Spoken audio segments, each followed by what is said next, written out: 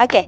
Rumah yang nak disewa keluar ataupun dijadi homestay perlu ke buat langsir baloi ke?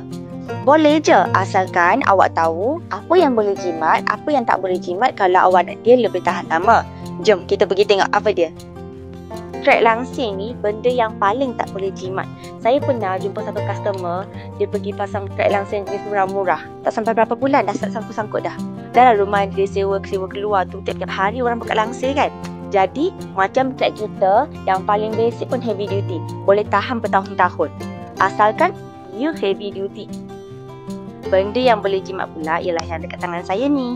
Ini ialah fabric langsir. Kalau fabric langsir boleh je pilih yang murah-murah, tukar-tukar warna.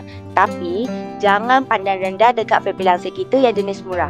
Yang paling murah pun dah lah banyak jenis warna. Semua berkualiti tinggi, licin, lembut, cantik-cantik. Nampak tak? Lagi satu, selalunya kalau rumah yang jenis nak pasang langsir, dia nampak lebih lengkap. Lebih senang nak cari customer homestay, nak cari penyewa rumah.